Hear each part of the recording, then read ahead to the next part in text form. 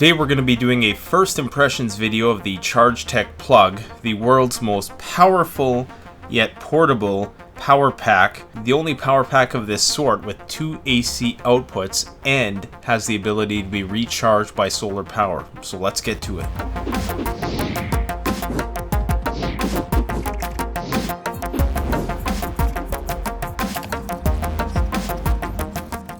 Hi folks, Canadian Prepper here. So today I have the privilege of sharing with you probably one of the most amazing power packs in terms of the specs anyways that I've ever reviewed on this channel. Now this isn't really going to be much of a review, it's going to be more of an unboxing, show and tell kind of thing.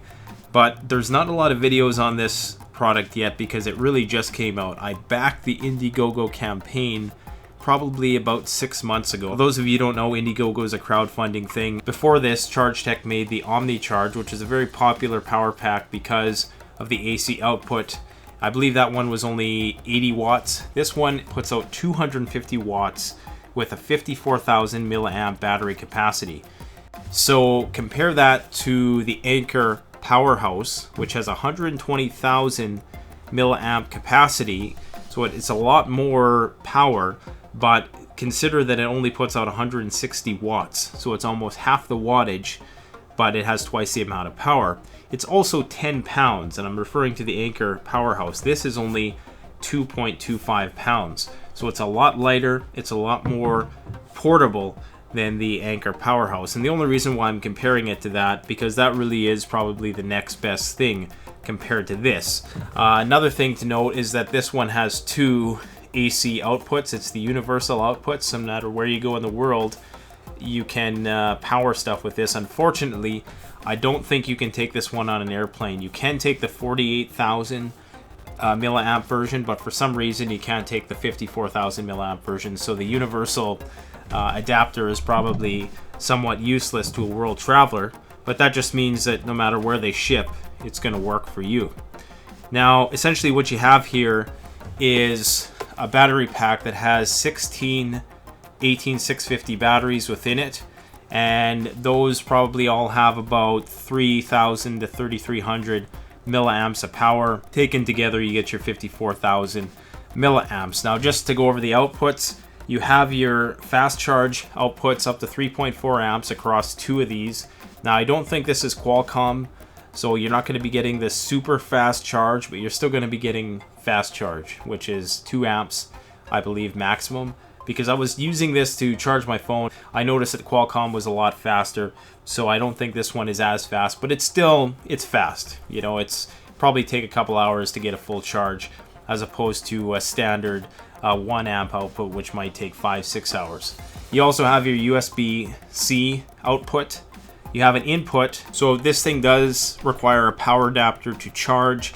It also is going to be solar charge compatible. They claim that the Anker Powerhouse isn't solar charge compatible. I'm sure it is with the right adapters and the right charge controller, but they haven't released the solar power charge controller for this yet, so I'm waiting for that. They do have a car adapter to get that you can power it from also, so I'm wondering if you could use that in conjunction with a solar panel. I'm not too sure about that yet. Anyways, this has a 24 volt output at 1.8 amps, and as you can see, it's a very small cord that connects to the wall, and then a longer skinny cord. So I actually kind of like that because I don't think you need a whole lot of cord.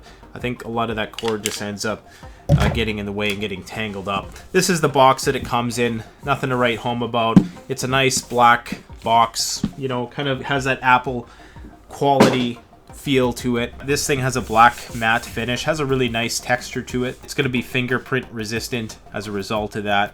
Not that I really care too much.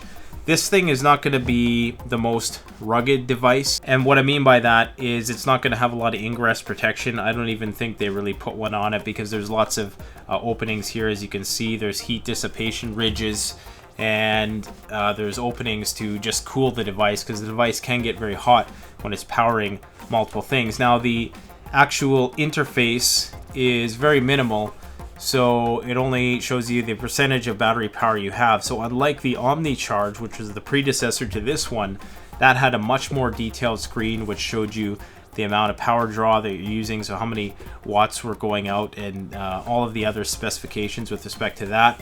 And this one doesn't show that, so I'm a little unimpressed with that, considering this is double the amount of power, and this is supposed to be the pack that's supposed to revolutionize the industry. I don't doubt that in the next version of this that they'll probably add something like that. So if you want to use these AC power outputs, you do have to turn it on. You can use all at once.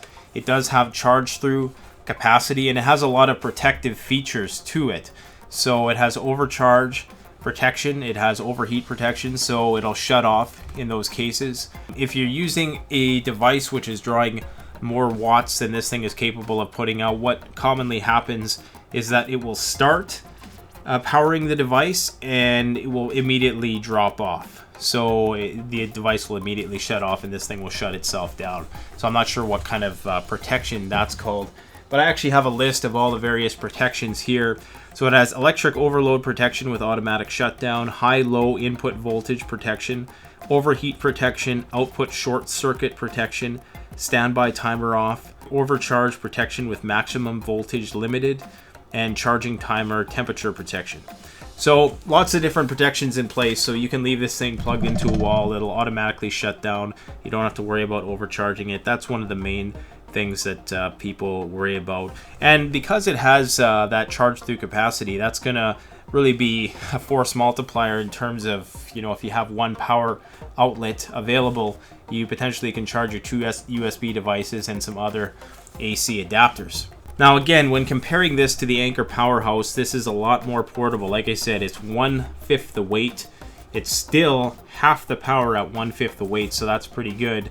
And it's got almost twice the amount of wattage output. But unfortunately, with 250 watts, there isn't a lot that you can really power with that you can't power with 160. You can power some TVs, some small coolers, maybe some high-powered lights.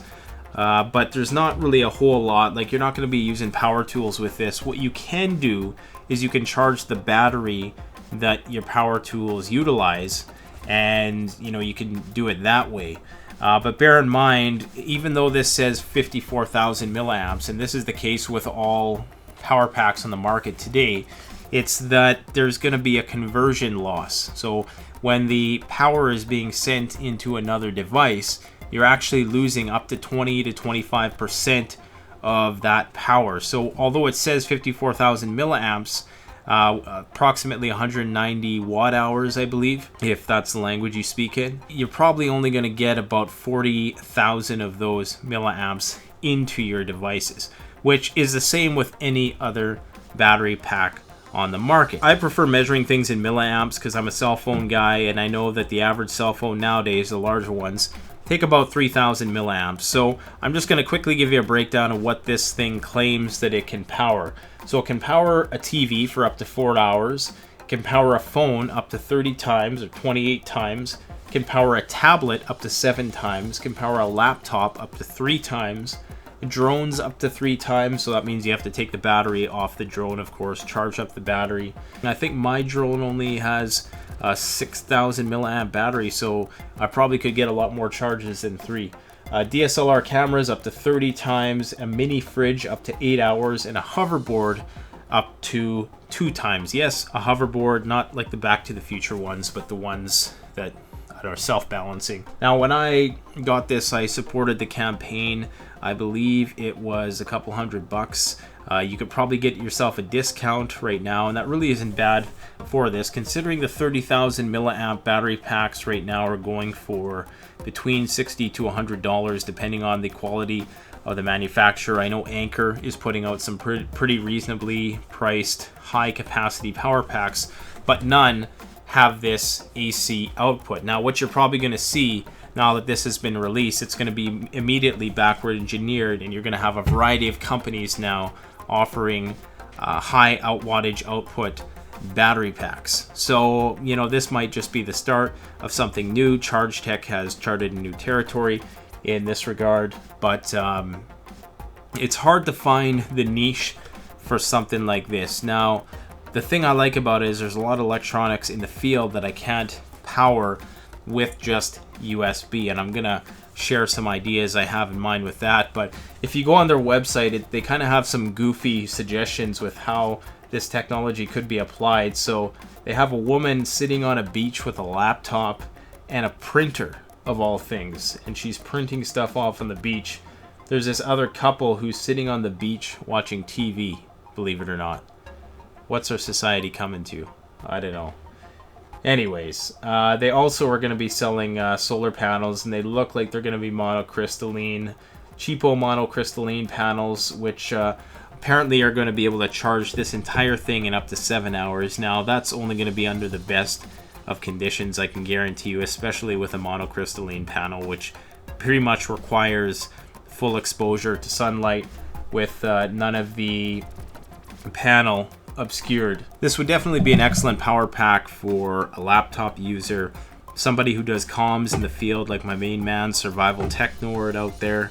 Anything that requires an adapter, anything that requires an AC output that is under 250 watts. Now, like I say, there's not a whole lot under 250 watts. You really have to get over that 400 to 500 watt range, which is possibly coming in the future for lithium ion. But right now, there's nothing like that on the market, so we got to deal with what we get.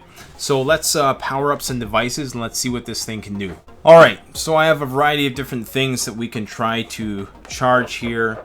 So for a USB, we'll plug in a couple of Olight flashlights.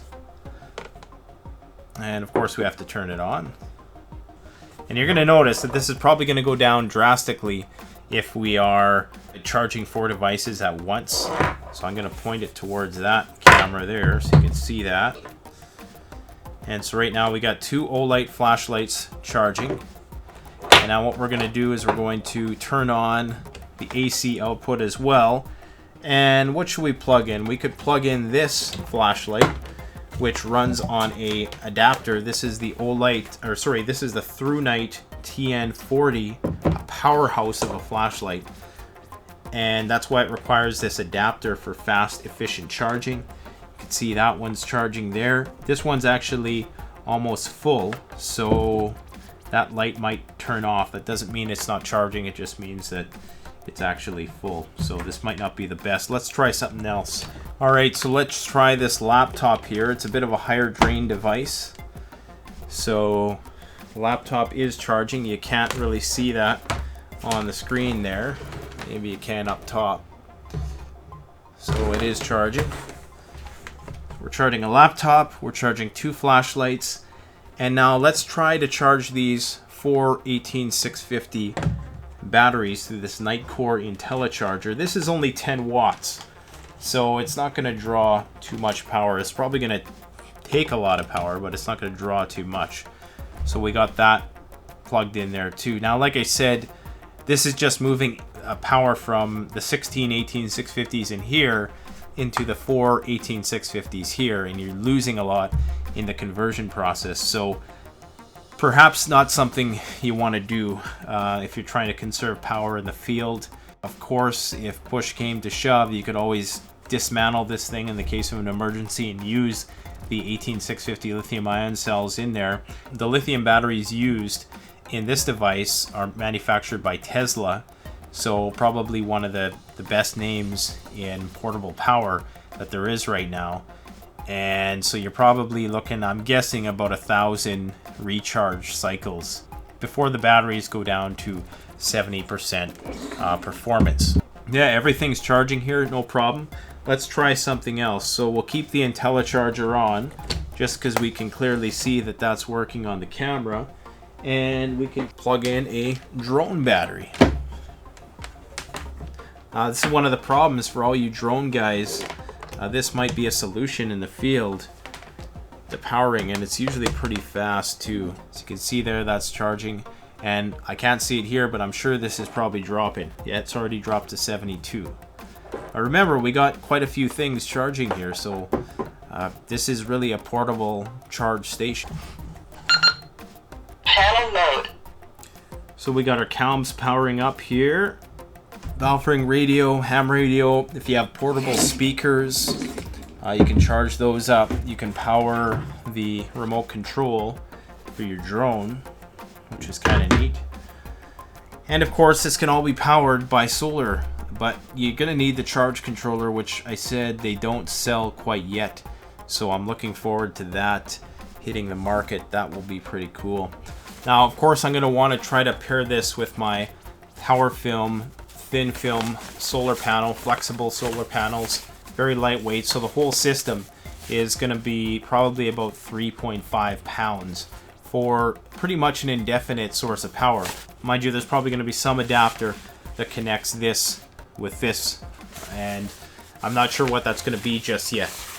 So I'm sure the company is probably going to try to sell everybody on their solar power source, but I have a feeling that there's going to be some workarounds there in that respect. So anyways, guys, I just thought I would share this with you today. Hopefully you find it useful. If you want, you can still go get a good deal on this over at Indiegogo, I believe. Right now they have different reward tiers, so you can get it at a pretty significant discount if you go pick it up right now. I have no affiliation with this company whatsoever. I just backed the campaign because I thought this was pretty cool. And you know me, I'm a sucker for new technology. So anyways, got to support the cause. This was made in China, designed in California, that whole spiel. But anyways, you know, it's pretty cool technology nonetheless. And if you're wanting a power pack which is more affordable and you don't actually need the AC outputs, I'm going to post some links in the description section to my Amazon store, which will take you to some really affordable options for under 50 bucks. So go and check those out.